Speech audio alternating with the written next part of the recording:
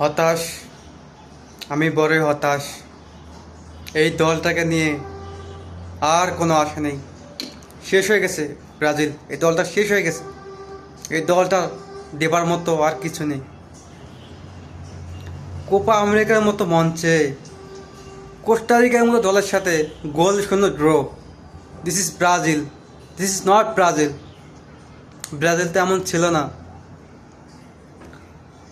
পুরা match Brazil shot on target নিয়েছে মাত্র 2টা। I can believe this.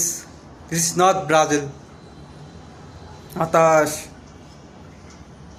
পুরা ম্যাচ ব্রাজিল যে বল পাসিং রেটটা করেছে অসাধারণ। যে পাসিং রেট অপোজিট টিমের 200, ব্রাজিলের 600, অসাধারণ।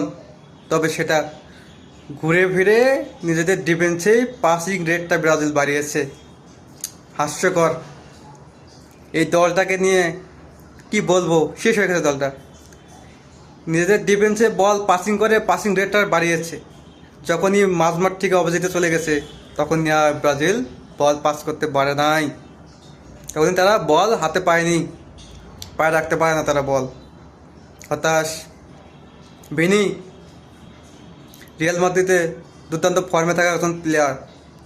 এই ভিনি যখনই জাতীয় দলে ঢোকে তখনই সে বাংলাদেশের লিটন দাস হয়ে যায়।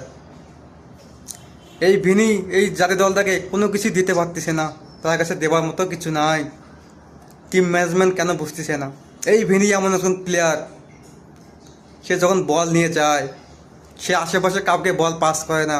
তার উদ্দেশ্য একটাই, তাকে গোল করতে হবে, তাকে হাইলাইট করতে হবে সে একজন ভালো খেলোয়াড়। শেষমেশ কী হয়, ভিনিও গোল করতে পারে না, ব্রাজিলও জিততে পারে না। রদ্রিগো ভাই কি বলবো, নাম্বার 10 জার্সি পরলে না নেইমার হওয়া যায় না। নাম্বার 10 জার্সি পরে রোনালদিনহো হওয়া যায় না। নাম্বার 10 জার্সি পরলে কাকা হওয়া যায় না। নাম্বার 10 জার্সি পরলেই মেসি হওয়া যায় না। যোগ্যতা থাকা লাগে ভাইয়া, পারফর্ম করতে হয়। পুরা ম্যাচ তোমরা যেভাবে খেলেছো অত্যন্ত ফালতু, অত্যন্ত অদৃশ্যকর বাজে একটা তোমরা খেলা খেলেছো। পাস করেছো নিজেদের ডিফেন্সে, পাস করে পাসিং রেটটা বাড়িয়েছো। এই কোস্টারিকার মতো দলের সাথে গোল করতে পারো না। Shot on target full match মিলে 2টা গোল হবে কেমনে ভাই। হতাশ, পরে হতাশ। এই দলটা একেবারে শেষ হয়ে গেছে। দেবার মতো আর কিচ্ছু নেই। এই দলটার শেষ হয়ে গেছে। এক নেইমার ছাড়া এই দলটাকে দেওয়ার মতো আর কিচ্ছু নেই। এই দলটা একদম পচে গেছে।